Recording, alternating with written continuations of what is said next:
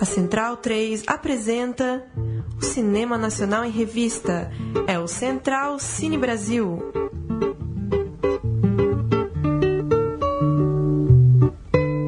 Olá, amigo ouvinte da Rádio Central 3, como vai você? Eu sou o Lucas Borges e está começando mais um Central Cine Brasil, edição de número 54 do programa que fala de cinema brasileiro aqui na Central 3.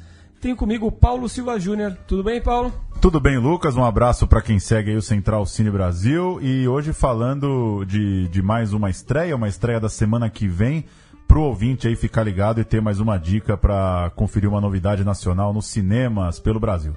É isso aí. Aqui conosco está Mônica Simões, a diretora de Um Casamento. Boa noite, Mônica. Como vai? Boa noite. Tudo bem? Tudo bom? Filme que estreia na semana que vem, dia 18. 18 de maio. Exatamente, com pré-estreia no dia 17 e uma exibição balada, noitada, nessa sexta-feira. 12 de maio, né? Sexta-feira agora aqui em São Paulo, aquele projeto Sexta Mais Que Básica do Espaço Itaú Augusta. Quem tiver por lá pegando a maratona de filmes madrugada dentro vai ter também uma chance inédita de ver Um Casamento, né? Que ainda não estreou. Seu filme, Mônica, é um documentário... que foi gerado e utilizou muito de um arquivo, né? Do arquivo de filmagens do casamento da sua mãe, que foi musa do tropicalismo, certo? Maria Muniz. Certíssimo. Quer perguntar alguma coisa? Não, por favor, fica à vontade. Quer que eu fale? Na verdade, eu já trabalho com filme de arquivo de família há algum tempo, eu sou fascinada, adoro, e tive o privilégio de nascer numa família, né, na Bahia, sou baiana, onde tanto a família de meu pai quanto da minha mãe começaram a filmar desde os anos 20.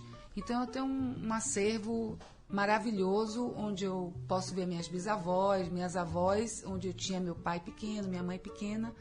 E quando eu estava fazendo um filme meu chamado Uma Cidade, esse é o meu primeiro longa, eu já trabalho no com documentários e vendo a videoarte já há 30 anos. Vou fazer 30 anos ano que vem, são 29 anos de carreira.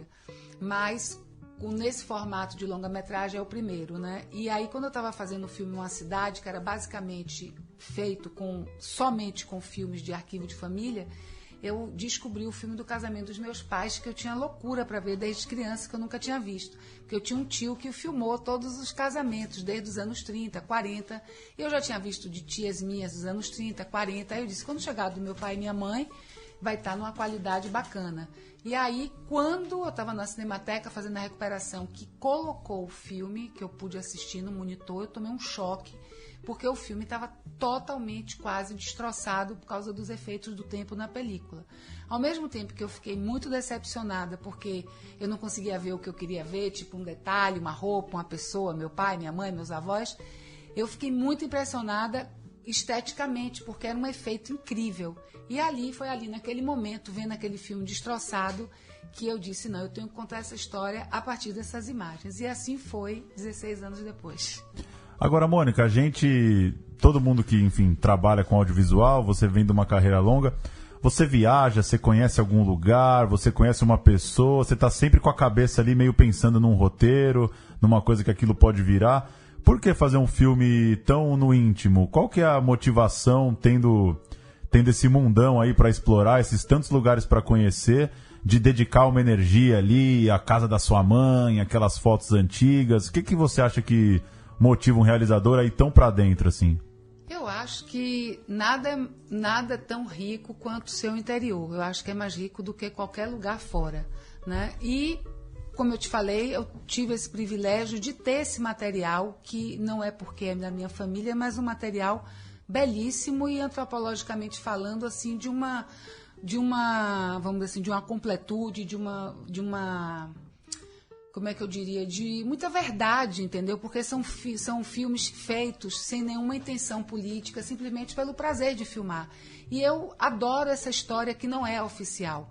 Eu gosto da história não oficial de qualquer pessoa. E se eu tenho a chance, né, se eu tive esse privilégio de ter esse material fotográfico e imagético de filmes nas minhas mãos, E eu já vinha trabalhando com isso. Quando eu vi esse filme, me deu essa vontade. E por quê? Porque também o casamento de meus pais foi um casamento muito atípico, né? Foi um casamento que durou muito pouco tempo, somente 5 anos. Numa Bahia dos anos 50, aquilo foi uma coisa assim, um escândalo e um marco, vamos dizer assim, na cidade e principalmente nos filhos, né? Eu e meus irmãos. Então, é também, de certa forma, é quase como um acerto de contas, talvez, com esse passado, porque nós fomos muito criticados, massacrados, principalmente a minha mãe, que além de separada, estava fazendo uma carreira de atriz, que eram 2 coisas inadmissíveis, uma desquitada e uma atriz. E atriz ao mesmo tempo. Então, eu acho que foi assim um conjunto de coisas que me fez fazer esse filme. Primeiro, eu já trabalhava com imagem de arquivo, não foi uma coisa que eu inventei, vamos fazer imagem de arquivo. Já vinha trabalhando com isso. Segundo, que eu tinha esse arquivo maravilhoso nas minhas mãos. E terceiro, talvez seja o terceiro motivo, por ser um assunto que talvez eu quisesse, ou consciente ou até inconscientemente, mexer de novo e rearrumar dentro de mim. Posso te dizer que talvez eu tenha que ter esperado muitos anos para fazer isso, porque eu estou com 62 anos e também posso afirmar que não foi fácil. Foi muito sofrido o processo. Imagino. Um Casamento é contemporâneo de filmes como O Cinema Novo, do Eric Rocha, né? Sobre o pai dele, Glauber Rocha, de Guarnieri, que a gente falou sobre aqui recentemente, Pitanga. Do Francisco Guarnieri, Pitanga. E tem até no Intenso Agora, que o João Moreira Salles resgata materiais filmados pela própria mãe dele em vários lugares. Mas é coincidência ou não que todos esses filmes sobre o passado, né? Eu não acho imagens que seja... de arquivo venham à tona Não, agora? não é. Claro que não é uma coincidência. Eu acho que é um movimento, é uma nova onda, vamos dizer assim, uma nouvelle vague em cima desse material mais autoral, mais de dentro. Como diz o João Moreira Salles, que ele, numa palestra, uma vez ele falou uma coisa incrível, ele falou assim, é sempre assim, o asfalto vai fazer filmes sobre a favela, mas você não vê a favela fazendo sobre asfalto. É muito normal o asfalto chegar numa favela, tô aqui filmando e tal, vamos aqui fazer essa história e tal. Mas seria muito estranho a favela descer, bater na porta, né, do pessoal do asfalto e dizer, aqui eu tô com a câmera, vim fazer a sua casa. Ele dizendo que ele não se interessava mais por fazer filmes do asfalto para o morro, vamos dizer assim, que interessava ele filmar o asfalto. E dentro do asfalto, aí ele ainda fechou mais, que foi fazer sobre o asfalto, vamos dizer, do passeio da sua casa. E eu já vinha fazendo isso há um tempo. Eu fui, e o João, ele foi assim, vamos dizer, eu diria, sei lá, meu mentor, porque esse filme que eu falei, o de 15 anos atrás, foi todo com a orientação dele, eu devo muito a ele. E nesse filme também ele foi meu consultor. E desde então foi ele até que falou, seus filmes são autoetnográficos. Eu nem conhecia esse termo, eu conhecia etnografia, mas autoetnografia é uma coisa que começou a se usar de uns 15 anos para cá. E eu percebo, quando eu fiz o meu filme Uma Cidade, só tinha eu e o Marcelo Marzagão, que tinham feito Nós Que Aqui Estamos, Por Vós Esperamos, com material de arquivo.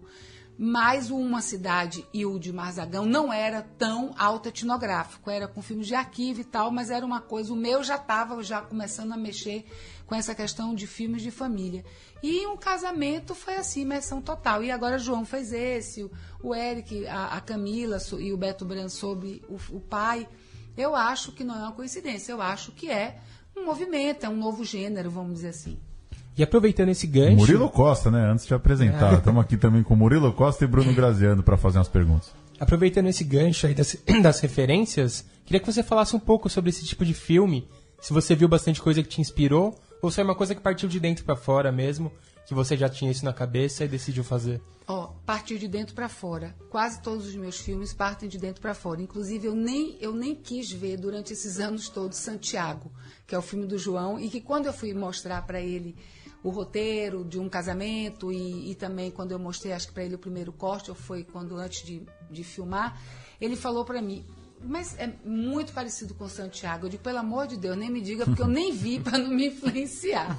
Aí ele falou, não, mas sinto muito, mas tem muita coisa, até a casa, porque é dentro da casa da família, e esse meu filme, você só sai de dentro dessa casa através dos filmes e das fotografias, sendo que a maioria dos filmes e das fotografias são dessa mesma casa, que é a casa onde minha mãe nasceu, onde o namoro aconteceu dentro da casa, o casamento foi na casa, inclusive o casamento religioso, os filhos nasceram ali, a separação aconteceu ali, porque eles continuaram, casaram e moraram junto com meus avós, e minha mãe mora lá até hoje. Então a casa também é um personagem.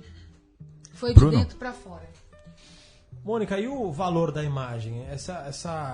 Esse impacto que dá dos filmes que tem a imagem pré, vamos dizer, vídeo, são imagens ainda em película.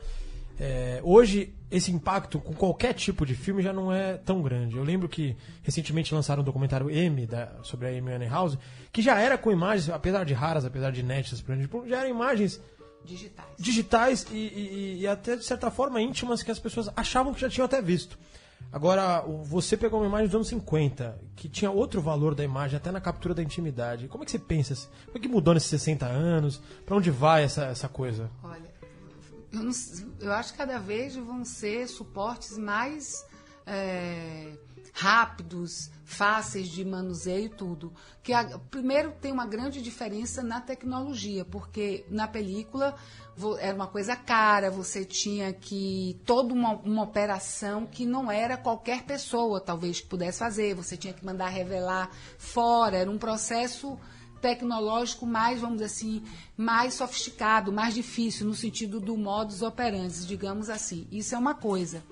O fato desse modus operandi, eu acho que tudo tem o seu lado bom e o seu lado ruim. O lado bom era que você tinha que ser muito bom naquilo que você fazia, porque você não podia ficar filmando uma coisa como você faz com o digital, que você filma N vezes e apaga, N vezes e apaga. Não. Você tem que acertar, porque você não tem dinheiro para pegar uma película e rodar. Mas em relação especificamente à imagem amadora, à imagem íntima. Então, isso que eu vou falar. E o que me apaixona na película é a textura. Plasticamente é completamente diferente, né? Eu acho assim é quase hoje em dia para mim é poesia. E está acabando, os laboratórios fechando, mas o que eu tenho a dizer, informações de congressos que eu participei, de filmes de arquivo, é que, por incrível que pareça, até agora, nada foi inventado que supere o poder de duração da película. Simples assim. O VHS, tudo isso que veio, você vê, detona muito mais rápido, porque filme a gente tem acesso ao primeiro filme. Então, eu não sei para onde vai, mas para algum lugar bom eu acho que não está indo, não, porque nada eu acho que suplantou ainda a película. Pode ser que ainda venha, ou até voltem de novo a fazer película, como está se voltando a gravar em vinil, porque hoje em dia os músicos acham que o disco, como é que chama? O digital, ele limpa tanto que tira, vamos dizer assim, tira a alma, tira detalhes, tira uma respiração, sei lá, tira algo, tira o dedo. A aura, né? E o próprio som do instrumento em contato com as mãos, que um vinil não tira. Tem gente que prefere ouvir em vinil porque ouve coisas que mais não... verdadeiro. Mais verdadeiro, sei lá, mais completo, vamos dizer assim. O outro limpa demais, né? Fica em relação, assim, à motivação ao se fazer a imagem, eu queria que você dissesse, quando você viu essas imagens, você já viu, mas quando você decidiu fazer o filme de verdade, você falou, agora eu vou iniciar essa empreitada, qual que é a motivação dessas imagens? Porque hoje a maioria das motivações é a imagem para ser lançada instantaneamente, para ser divulgada, para ser exibida. Antigamente não era. Não. Então, o que você sentiu? Por que essas imagens do casamento foram feitas do jeito que foram feitas? É isso que eu tô querendo. Como assim? Como é que quando você viu as imagens, você pensou, por que elas são assim? O que você viu diferente nelas? Além eu vi diferente, porque elas estavam destroçadas. O que me impressionou foi porque eu pensei assim, poxa, como é que o casamento da minha tia, que foi nos anos 30, essa imagem está perfeita? A do meu pai e minha mãe, que foi em 1954, está toda destroçada. Aí dentro de mim veio uma pergunta, será que é porque o casamento deles não deu certo? Foi a separação primeira, e por isso que essas imagens, tipo, uma coisa de superstição, uma coisa louca da minha cabeça. Mas faz todo sentido. E eu disse, será que é isso que... Fiquei chocada, eu digo, por que isso? E aí eu disse, então eu tenho que saber mais desse casamento, vou contar essa história. A partir da destruição da imagem. Da destruição da imagem. Daí você parte para a reconstrução dessa memória, né? A partir das imagens destruídas, praticamente. Vou até usar isso agora. E Não, e achei interessante que você começa construindo ali um casamento dos sonhos, as memórias parecem tão bonitas, as imagens ali, e de repente aquela coisa também vai apodrecendo ali, né? Como o filme apodreceu com o tempo. Muito bom isso aí. Como é seu nome? Murilo.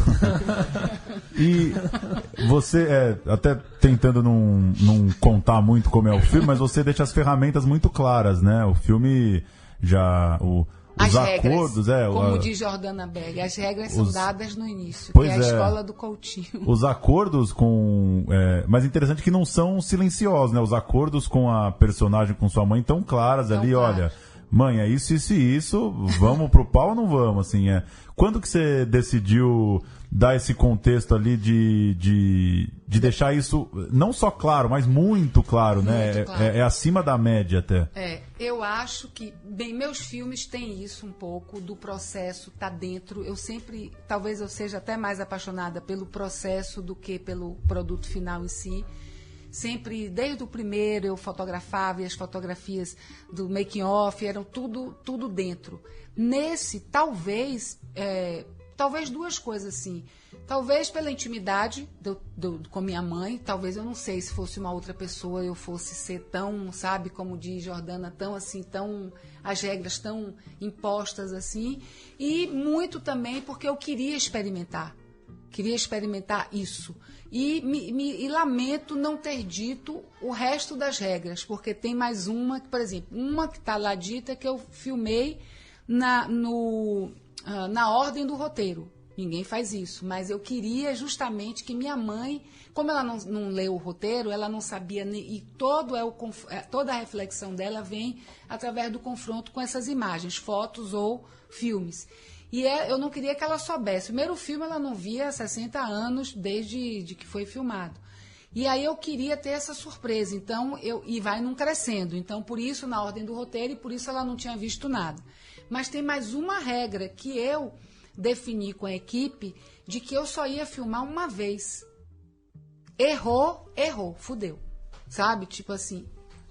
Pode falar fudeu. Tipo... Porque eu queria também que fosse o mais verdadeiro possível. Só teve uma cena que o cara do áudio disse... Até pro áudio eu dizia, se entrar avião, se o cachorro latir, tem até uma hora que meu sobrinho grita, mãe, grita lá numa cena. Tudo isso vai ficar, porque a gente está filmando na casa, e é isso aí. Eu quero o mais espontâneo, o mais verdadeiro, todo em volta dentro, todo em torno dentro. Mas aí a decisão foi assim...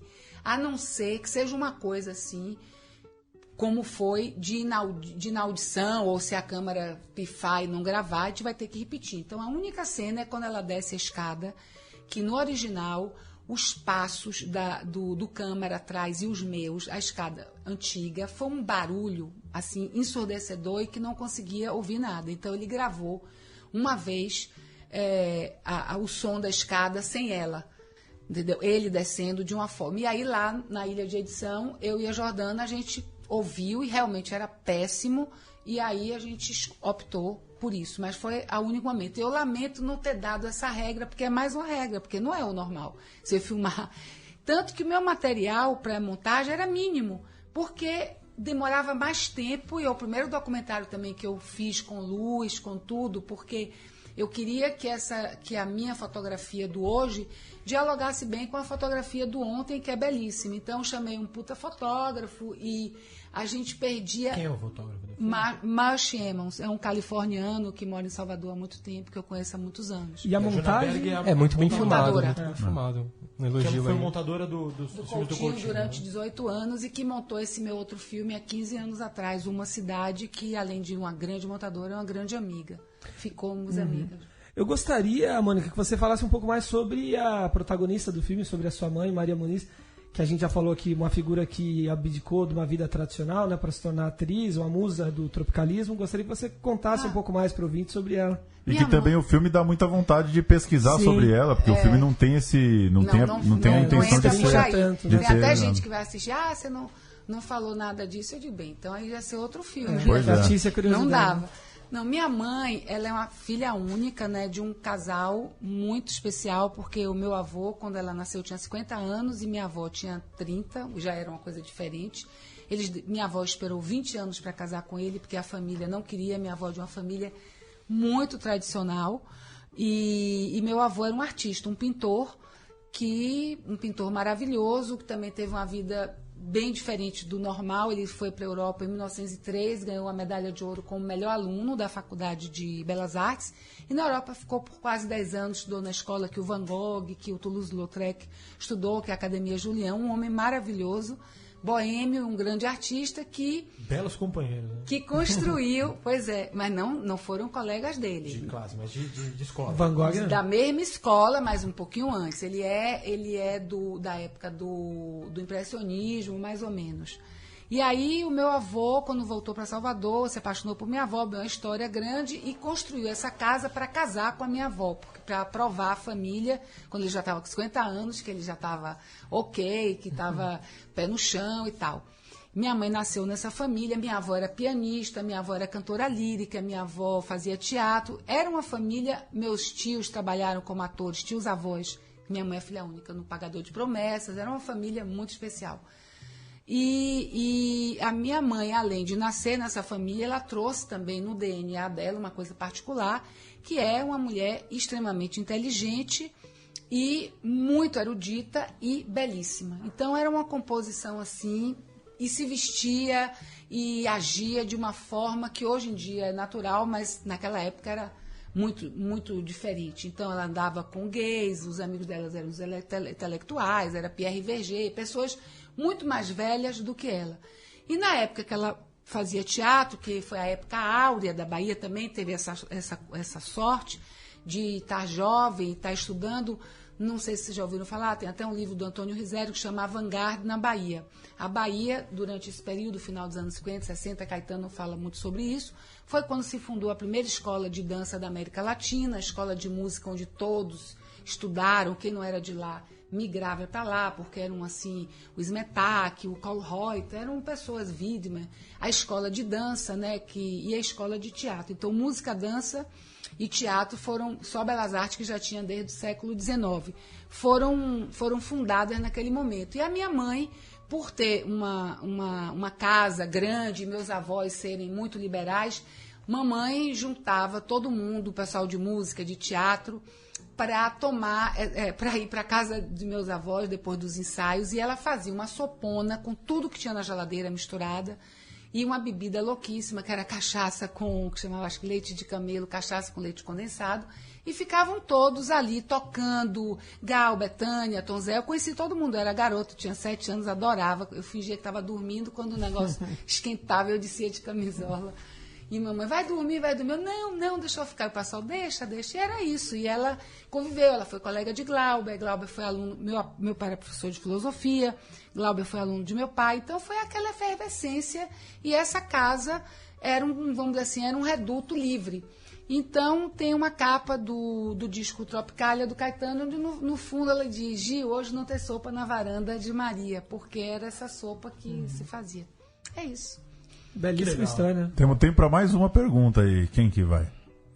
Eu queria saber um pouco como foi pra você em uma questão, sei lá, psicanalítica, assim, de lidar com esse passado e ir atrás dessas memórias, porque pelo que a gente entende no filme, você tem uma ótima relação com seu pai, também com a sua mãe, e você revisita esses tempos aí em que eles estavam em conflito e tudo que aconteceu entre eles, e essa divisão na família, né? Queria saber como foi pra você estar revisitando tudo isso. Olha, eu não imaginei que eu sou psicanalizada, sou da geração que eu acredito na psicanálise, fiz muito tempo, e também justamente por ser filhas de pais separados, desde cedo comecei a fazer terapia, e meus irmãos odiavam, eu amava, era aquela que pedia, eu quero ir para terapia, sabe? Eu gostava, sempre gostei do mundo mental, o que é, para onde vai, de onde vim. E aí, quando eu estava fazendo a filmagem, eu acho que a persona que ficou de frente foi a diretora. E a filha do lado, claro. Talvez até por uma defesa para eu conseguir fazer aquilo. Quando chegou na montagem, que eu comecei a ouvir o material, né? E eu disse, meu Deus do céu, Eu juro, eu tive uma crise enorme que eu disse, eu não quero mais fazer esse filme, mas eu tinha que fazer, porque eu ganhei um prêmio, eu digo, eu vou editar. Eu cheguei a pensar nisso, seriamente, eu vou montar esse filme e vou entregar no governo da Bahia e ninguém vai ver, que é um direito meu. E por que eu entrei nessa crise? Porque eu não tinha, durante a escritura do roteiro, eu nunca pensei em narrar. Eu ia apenas entrar perguntando e tal, como eu sempre fiz. Mas o João, lá atrás, já tinha dito, você tem que pensar em entrar nesse filme de uma outra forma. Eu digo, não, de jeito nenhum. Narrar eu não vou, eu não gosto. Ele tem que parar com essa bobagem de achar que narração é cafona, depende do jeito que se narra. Eu digo, não, eu já estou super over nesse filme, estou fora, não vou de jeito nenhum. Ele falou, tá bom. Quando eu entrei na ilha de edição, Jordana, sem saber do que o João tinha me dito, começou a ver o material e falou, acho que você vai ter que narrar. Você vai ter que entrar além, certo? Além da diretora, a filha, vamos dizer assim. Eu digo, de jeito nenhum. E aí eu comecei a entrar numa crise, porque qual era a minha crise principal? Meu pai foi um pai muito incrível e parecia, se eu não falasse nada, de que eu estava expondo o lado, vamos dizer assim, o lado péssimo dele, porque o fato dele ter sido um marido não bacana não significava que ele não tivesse sido um pai bacana. Poderia ser até também... porque você não dá voz a ele em nenhum momento, não vai falar com ele, não vai ouvir outro lado. E ele morto, eu digo, meu pai era professor de ética. Eu digo, meu Deus, meu pai vai se bater na tumba. Isso aí não... Aí eu entrei numa crise horrível e não conseguia saber como que eu ia sair disso. E a saída foi quando um dia, lá na época da montagem, no apartamento que eu aluguei perto da casa dela, que ela é no Rio, para fazer, foram 3 meses de trabalho, que é até pouco. E eu disse assim, mas acontece, eu pensando assim, uma coisa óbvia, mas tipo assim, um insight, sabe assim, tipo, mas acontece que eu falei essa frase e gravei, porque ela dizia, comece a fazer um exercício, vá gravando coisas no celular. Aí eu disse, mas acontece que o marido de minha mãe não é meu pai. E aí foi a primeira coisa que eu gravei, e quando eu botei no filme que eu assisti, aí me deu um alívio, e aí eu vi que eu ia entrar. E essas gravações minhas foram feitas durante a montagem. A gente começava a montar, aí eu dizia, poxa, estou lembrando aqui quando meu pai me ensinava a nadar, que eu ficava no pescoço dele. Anota. Aí eu gravava no celular. E assim foi. E isso foi, ali foi a minha, realmente, sessão de psicanálise, entendeu? Bacana, Mônica, muito obrigado por ter vindo até aqui. Obrigada a vocês, gostei muito. Todos muito inteligentes, preparadíssimos. Nem tanto. Fingimos bem. E boa jornada aí com o filme. Lembrando, 18 de maio, então fiquem ligados. É só buscar lá Um Casamento no Facebook. Diz o cinema.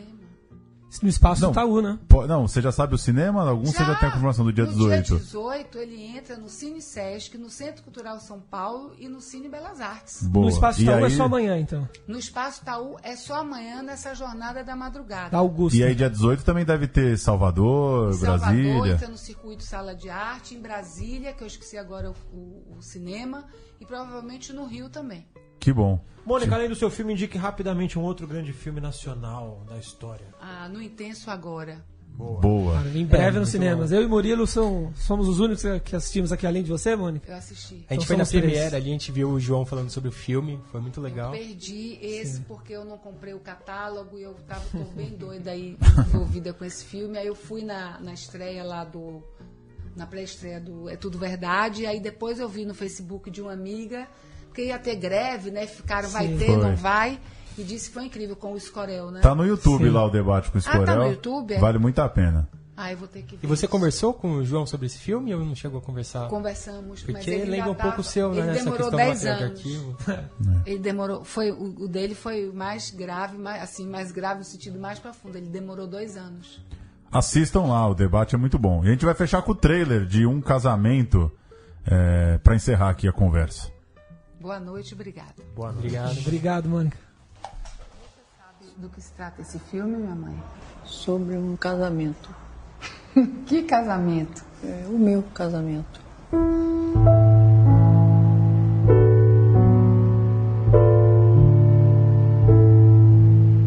Há 15 anos atrás, eu vi pela primeira vez o filme do casamento de meus pais. Um filme que estava praticamente perdido. Eu tinha exatamente 13 anos. Nós estávamos num morinho ali, né? E aí veio chegando essa figura lá embaixo. Eu disse, quem é que está chegando ali? Aí eu brincando, disse assim, aquele ali é meu marido. E qual foi a sua impressão quando você chegou na casa? Quando eu cheguei, ela estava se costurando. Quando ela levantou a vista, fez assim, mas oi, ela é uma criança. Foi assim, um amor à primeira vista. Eu nunca vi uma família mais carnavalesca do que a minha. E a família de meu pai era carnavalesca? Acho que não. Ele era. Depois foi que ele começou a deixar de gostar. Agora eu era uma espécie assim de ovelha negra, né? Desde criança eu pensava em ser a dançarina do cavalo, do circo, ou sair em caravanas de ciganos, essa coisa toda. O casamento nunca foi na minha vida, entendeu? O meu objetivo. Até hoje me pergunto por que pararam de filmar justo antes do meu nascimento. Sempre quis muito estar dentro desses filmes. Eu fiquei grávida, mas eu queria ser mãe solteira. Você estava grávida de quem? De quem? Ora, Mônica. Estava grávida de você.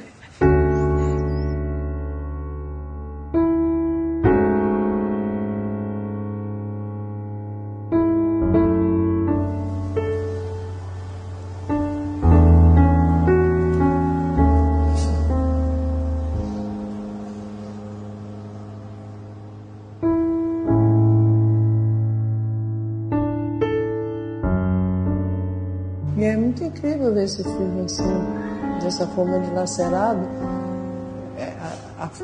como ele ficou, como as coisas podem ficar, né?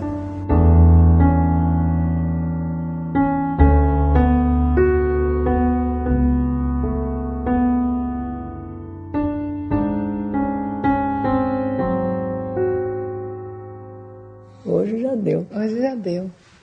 Botamos os pontos nos is. É.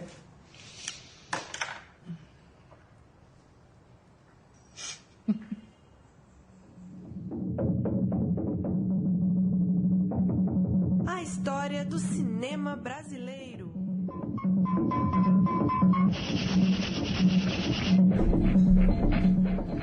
Vamos agora com um bloco de história, homenageando, claro, o ator Nelson Xavier, que morreu na madrugada da última quarta-feira, dia 10 de maio, na cidade de Uberlândia, em Minas Gerais, vítima do agravamento de uma doença pulmonar. Ele estava com 75 anos. Paulistano, Nelson chegou a estudar Direito, mas nos anos 1950 seguiu para as Artes, na Universidade de São Paulo, e no Teatro de Arena, também na capital. Suas primeiras peças foram clássicos no final dos anos 50 e começo dos 60. Eles Não Usam Black Tie, de Guarnieri, Chapetuba Futebol Clube, de Oduvaldo Viana Filho, Gente Como a Gente, de Roberto Freire, e Julgamento em Novo Sol, de Augusto Boal. Trabalhou também como crítico de cinema e teatro, em parceria com Eduardo Coutinho, na revisão Visão. E depois do golpe de 64, virou a carreira mais para o cinema, onde atuou em longas como É Simonal, de Domingos de Oliveira, Dona Flor e Seus Dois Maridos, de Bruno Barreto, e A Queda, que dirigiu ao lado de Rui Guerra, filme que rendeu um Urso de Prata em Berlim, além do troféu Candango de melhor ator para Nelson em 1978. Na televisão, foi viver um de seus principais personagens já em 1982. Ele viveu Lampião, em Lampião e Maria Bonita, minissérie da Globo dirigida por Paulo Afonso Grisoli. Mais recentemente, em 2010, interpretou Chico Xavier nos cinemas, quando afirmou que aquele teria sido o seu melhor papel, invadido por Uma Onda de Amor. Pouco antes fez Narradores de Javé, de Eliane Café, em 2003, e mais recentemente, em 2014, foi o melhor ator em Gramado pela atuação em A Despedida, de Marcelo Galvão. Agora, em 25 de maio, ele estará em Comeback, Um Matador Nunca Se Aposenta, filme de Érico Hasse, em que Nelson interpreta um ex-pistoleiro solitário e amargurado. A atuação valeu o prêmio de melhor ator no Festival do Rio. Antes da gente ouvir o trailer de Comeback, algum apontamento, Murilo, Graziano, sobre Nelson Xavier?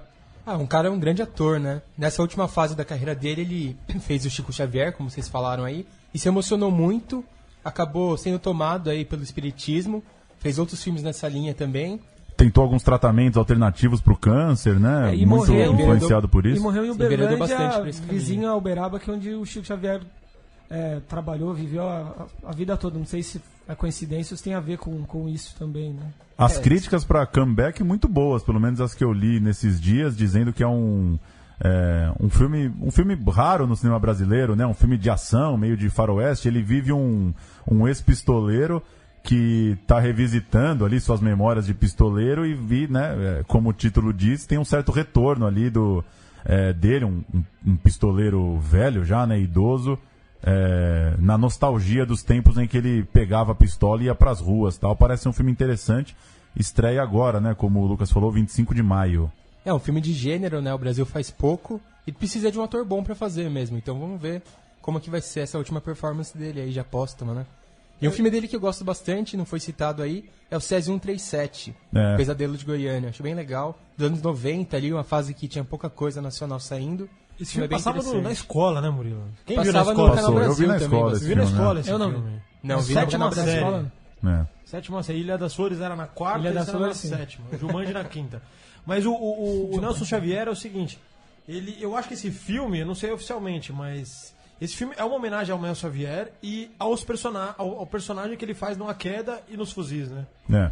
Que, pô, é um momento, o trailer é muito bom e tem que reiterar a importância desses dois filmes que foram feitos com o mesmo personagem, num esquema pouco usual no cinema brasileiro.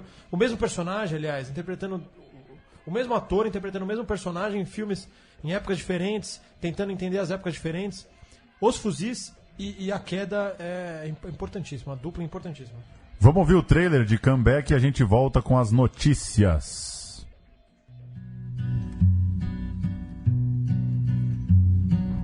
Lucas, você é um amador, você conhece? Se você quiser que eu te ensine alguma coisa, tem que ser no meu tempo. Ele falou que você era famoso, matava um monte de gente. A gente só ouviu falar coisa boa de você. Que o Amador fez isso, o Amador fez aquilo, que o Amador fez uma chacina, não teve isso. Se o cara entra, vamos supor, num bar e mata 2 pessoas, aí já dá pra dizer que é uma chacina? Só 2 pessoas eu acho que não, né? Então, a partir de quantas você acha que é uma chacina? Quando é uma chacina, dá pra saber. Você entra no lugar e fala, isso aqui foi uma chacina.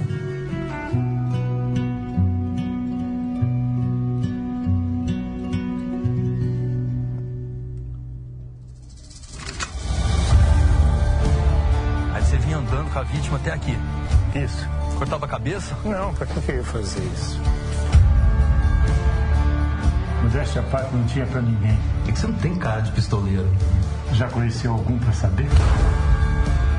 Você tem certeza que não está planejando um comeback? Que se tiver, a gente vai ter problema. Queria que você me passasse uns trabalhinhos. Eu andei meio parado, mas agora eu quero fazer um comeback.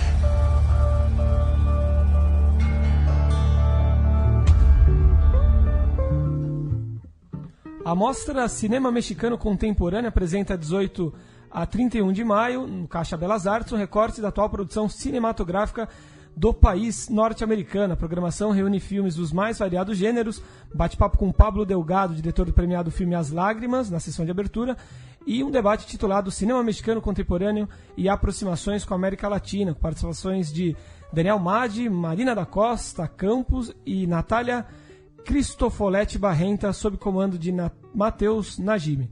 Na Caixa Cultural São Paulo, na Praça da Sé, será ministrado um mini curso gratuito com comentários sobre questões históricas, estéticas e políticas apresentadas em cenas dos filmes contemplados. Entre os 14 longas dessa mostra, desse festival, e os 3 curtas incluídos, também destacam-se as obras do premiado diretor Julián Hernández.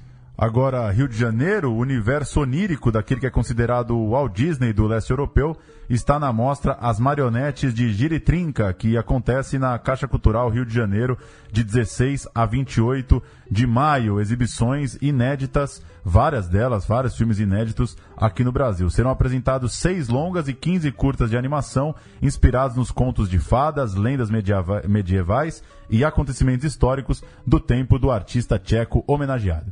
A Ancine divulgou o seu planejamento estratégico para o quadriênio 2017-2020, com novas metas que nortearão a atividade da agência. Merecem destaque a promoção de produção e circulação de jogos eletrônicos brasileiros independentes e a promoção da diversidade de gênero e etnia na produção de obras audiovisuais brasileiras no tema desenvolvimento. E, além disso, a contribuição para a construção de um marco legal para o serviço de vídeo sob demanda no tema regulação e fiscalização. O Festival CinePE, que começaria em 23 de maio no Recife, anunciou seu adiamento após 7 realizadores terem pedido para que seus filmes fossem retirados da programação por questões políticas. Ainda não há uma nova data para a mostra de cinema, e a história começou na última quarta, dia 10, quando 7 cineastas assinaram um manifesto em protesto contra o que eles chamam de um discurso partidário alinhado à direita, na escolha de 2 filmes especificamente do CinePE. Eles se referiram ao Jardim das Aflições e a Real, o plano por trás da história. O primeiro filme é um documentário dirigido pelo recifense Josias Teófilo sobre o polêmico filósofo conservador Olavo de Carvalho. O segundo filme é uma ficção de Rodrigo Bittencourt, que traz atores globais no papel de Fernando Henrique, Itamar Franco e dos economistas que criaram o Plano Real. Foram retirados da seleção em protesto o longa O Silêncio da Noite, Testemunha das Minhas Amarguras, de Petrônio e Lorena, os curtas Abissal, de Arthur Leite, A Menina Só, de Cíntia Domit, Bitar, Baunilha, de Léo Tabosa, Iluminadas, de Gabi Saegesser, Não Me Prometa Nada, de Eva Randolph e Vênus Filó, A Fadinha Lésbica, Sávio Leite. Pois é, eu achei infantil a decisão dos diretores, para falar o mínimo. Sim. Apesar de concordar com o perfil progressista deles e a crítica que eles possam ter aos filmes, eu acho que para mim não faz nenhum sentido. Achei uma fuga do debate. Acho que um filme sobre o Plano Real tá longe de ser um problema. Se o problema é questionar para onde vão os recursos de edital público no Brasil, esse problema não se reflete num filme sobre o Plano Real, que, aliás, eu não assisti o filme, mas é um filme que a gente já viu quantos feitos nos Estados Unidos. Homens economistas de gravata, sim, decidindo os rumos do país, né? Claro que o filme Jardim das Aflições não tem investimento público. Esse eu acho que é uma aberração esse filme ter sido selecionado para o festival, mas até aí... o espaço é democrático, não né? tiraria o filme do... a justificativa de um dos diretores, em entrevista a algum grande site aí na semana, é que não queria ter seu filme atrelado a um evento que tem esse filme. Então, meu amigo, não é festival de cinema de esquerda, ainda que a arte e o cinema estejam naturalmente mais ligados a passar seu filme em casa. Esquerda, né? Os filmes, a esquerda também está fazendo filme com edital público que ninguém vê. Aí você tira teu filme do festival para menos gente ainda ver. E esses 7 filmes foram contemplados, né? Estão dentro da programação. Claro, né? e assim... tacanha, né? É uma tentativa de censura meio tacanha.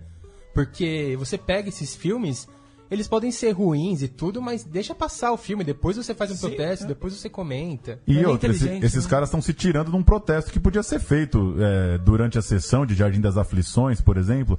Isso me lembrou aquele episódio de quando o Mike Kemp foi tirado das livrarias, né? E se você pegar para ler 30 páginas de Mike Kemp, você vai dar risada. Não só é absurdo, como é mal escrito ainda. Então acho que passa meio por aí. Você tem várias formas de criticar ou de renegar uma obra. A censura, acho que nunca é o caminho, né? A gente fala tanto ultimamente do Escola Sem Partido, né? Que seria uma censura aos professores, daí vai lá à esquerda e quer censurar o discurso alheio também. Mas no caso isso não é censura. Não tô defendendo, que eu acho a atitude mas babaca eles queriam também, que retirassem os filmes, que não passassem. Não deixa de ser uma forma de censura. Foi um protesto. Um protesto, mas não foi uma censura, né? Você querer que tire o filme do festival... Você pode tirar seu filme. Não, tirar seu eles filme inviabilizaram a edição do festival, mas eles não proibiram o festival de acontecer. Só que eu concordo que é uma decisão babaca, infantil, fuga do diálogo, completamente covarde. E com o filme, você concorda que burra, com o filme do Plano Real burra. Não tem nenhum sentido com o filme do Plano Real? É só um filme sobre um momento do país aí. Como você falou, essas biografias têm um monte. Essas biografias têm um monte, sempre exageradas, com personagens Mas quantos filmes já vimos aí de Nixon, de presidentes americanos, o tempo todo. Não defendendo o filme do Plano Real, mas também você não querer. E outra, que mundo que eles estão vivendo que não quero que meu filme esteja atrelado a esses filmes? Quem que atrela um filme a outro no mesmo festival? É muito absurdo esse argumento, né? Não quero estar no mesmo festival desses caras. É um preciosismo, né? É esquizofrenia isso, né? É uma coisa bem dessa geração que não discute, simplesmente fala, me delete do seu Facebook se você não concordar. Exatamente, porque a relação dos selecionados saiu quando? Saiu anteontem. Saiu agora, a lista completa saiu recentemente. Eles tomaram a decisão logo depois. Porque, na verdade... A inquisição própria do imediato é burrice mesmo. Pra quê? Mas a história é essa. O CinePE disse que não tem o que fazer, né? Que se os caras querem tirar, tiram. E a gente até falou hoje, né, sobre o texto do André Barcinski, né? Que ele fala uma coisa interessante também, que é... Festival já é uma coisa super restritiva. Essas pessoas escreveram um filme lá porque elas querem, né? Então, assim, se você quer fazer só o festival da sua patota, faz seu próprio festival, né? Eu queria até... Queria abrir aqui pra lembrar a palavra que ele usa, que é patrulhamento, Se acabou... Concordo também mais com essa palavra, que acho que até antes da censura é o patrulhamento ideológico, né? Então...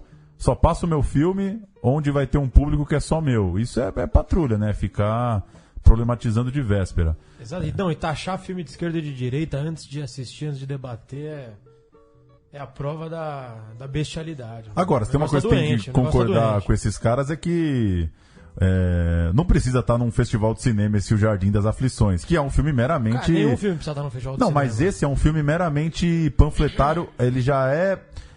Mas quem viu?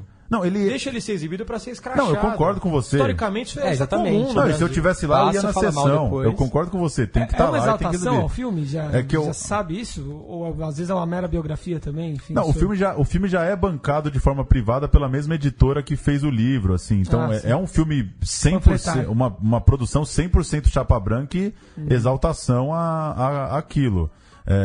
Eu só quis dizer que assim, o filme tá inédito, né? Não, só quis dizer que eu achei engraçado ser selecionado, que não é filme que tem cara de festival, isso que eu quis dizer, não é muito filme... Você faz um filme privado sobre um político, não é muito o que a gente tá acostumado a ver no circuito de festivais. Acho que isso também chamou a atenção dos caras, mas claro que não justifica. Pô, mas é que tá, festival tem que ser provocação um pouco. Se o festival exaltou na sinopse, no seu release, não. O personagem de direita, com teorias conservadoras, neoliberais, enfim, o festival não defendeu ninguém. O festival botou lá, talvez querendo justamente deixa esse dia histórico fogo, né? Do circo pegar fogo. Certo? Nisso eles tiveram sucesso, né? A polêmica seria boa pro festival se não fossem os caras retirando os filmes. É muito Facebook. Se fosse só um protesto, ia ser ótimo o festival, a repercussão. Sim. E também um protesto que você não vai no evento, não é, né? Um boicote meio vazio também, porque esses caras não estão arrastando multidões, né? Não é que o Brasil vai boicotar os filmes, não. São 6 realizadores. Mas, não enfim. É o Renato Aragão boicotando, não. Pois é. Você queria falar da Semana ABC? Eu gostaria de falar da Semana ABC que está acontecendo. Aconteceu ontem, aconteceu hoje e acontecerá amanhã na Cinemateca Brasileira, na Vila Mariana, que é um evento criado em 2004, que buscou um pouco tirar a atenção do universo do diretor e do produtor em relação a todas as etapas cinematográficas e dar um pouco de importância à cinematografia, aos diretores de fotografia, aos diretores de arte, diretores de som, as montadoras, supervisores de pós, aos figurinistas, aos maquiadores, a todo mundo que realmente faz parte da indústria. Só que o projeto, a semana cresceu e ela realmente serve como termômetro de um pouco do que está acontecendo na indústria, na busca pela indústria. Porque quem participam das mesas, apesar de ter muitos estudantes, muitos curiosos, muitas pessoas em começo de carreira assistindo, quem participa das mesas, quem encabeça as mesas, são pessoas do time A, do cinema do audiovisual brasileiro, né? E você acompanhando todas essas mesas, você entende um pouquinho de como está a reflexão.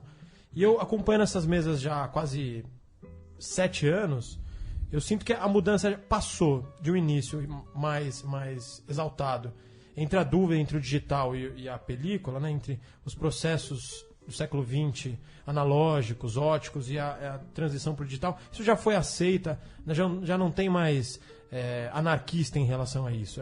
Virou realmente uma cultura global, a aceitação ao digital. E também passou um pouco um certo frenesi entre a criação de uma indústria audiovisual brasileira. Essa coisa de não ter espaço. Todo mundo já entendeu que existe o espaço, existe o dinheiro, está se criando e que é um caminho sem volta. Legislativo e de vontade e de capacitação. O cinema brasileiro, o audiovisual brasileiro só vai decolar daqui pra frente. Só que eu sinto que a grande questão, a grande reflexão desse ano e que vai prosperar daqui pra frente é que tipo de indústria nós queremos. No sentido de que é muito discutido que a gente já atinge. Hoje, por exemplo, teve uma mesa falando do novo filme da O2 Filmes, o Malassartes e o Encontro com a Morte. É um novo filme do Paulo Morelli. Sim, é um filme mágico, novo realismo fantástico. A gente até falou em algum programa aqui, sim. Malassartes e o Duelo com a Morte. Esse é o nome. Que é um filme com maior quantidade de efeitos especiais já feito no Brasil. Filme de orçamento milionário, com efeitos coproduzidos por profissionais que trabalham com o Jorge Lucas. Uma coisa assim realmente estonteante, que vai ser lançada em agosto no cinema e que vai talvez fazer uma bilheteria gigantesca. Assim, vai criar um... Talvez seja um filme que crie uma áurea como foi o Lisbela e o Prisioneiro, como foi o Alto da Compadecida. Um filme realmente incrível. E agora, questionou-se muito se a gente realmente quer ser uma cópia ainda subdesenvolvida de Hollywood, se a gente quer ser uma emulação da política estatal de audiovisual da França, ou se a gente quer ser nossos comparsas argentinos como uma potência sul-americana em que o público se interessa pelo próprio conteúdo. Essa é uma discussão que não tem fim, que não se fechou, mas que me chamou muita atenção numa mesa de ontem, que foi composta por Adrian Teixido, um dos grandes fotógrafos atuais, Marta Noel e Maria Manuela, que participaram do último programa aqui na Central Cine Brasil, e Fernando Coimbra, diretor do Lobo Atrás da Porta, do Narcos, de vários projetos recentes, um grande diretor brasileiro, da nova geração, e Paulo César Pereio, que destoou completamente da mesa. Destoou completamente. Como destoou de todos os lugares, né? Ele foi convidado, todo mundo sabendo, mas ele realmente destoou de uma forma, em alguns momentos, constrangedora para alguns, de alguns momentos que as mulheres na mesa se enfesaram com ele realmente foi lá para... Você sente que ele foi lá para realmente não para discutir, explicar. Foi um pouquinho para confundir. Era um embate claro entre o século XX caótico e o século XXI elegante do cinema brasileiro. E eu tentei não julgar nenhum dos lados, mas foi uma confusão. O vídeo vai estar no YouTube, no site da Abessine, abessine.com.br, a partir de amanhã. Vale a pena conferir essa mesa. E qual foi a sua conclusão desse encontro? Não, eu não tenho conclusão nenhuma. Não julguei ninguém. As impressões, pelo menos. Não tem vencedor e não tem embate claro. Tem momentos que você fala, porra, peraí, o século XX tem que acabar urgente, porque esse velho é um chato. E deixa as meninas discutirem. E tinha momentos que você falava, isso estava um marasmo, uma chatice. Se não fosse as entradas do Pereio, falando sobre o fazer cinema, a mesa seria um porre realmente sem vida. Então, eu indico só assistirem esse vídeo no YouTube, que fala muito sobre o que virou o cinema brasileiro hoje. Um filme independente, querendo ou não, resumindo, consegue ser muito mais rico, grande, dificultoso e também limitador do que qualquer filme que o Pereio participou na vida, até talvez 92, 95, né? E é um momento que vai ficar nos anais da história aí, essa mesa de ontem. Tá aí então, Semana ABC, entra lá e se informe, já terminando, claro, para quem tá ouvindo ainda nessa madrugada de quinta ou manhã de sexta, de 11 para 12 de maio, de repente ainda consegue pegar alguma coisa. Valeu então, senhores. Central Cine Brasil, toda noite de quinta-feira, pinga um programa novo aí para você acompanhar tudo sobre o cinema nacional. Até a semana que vem, tchau.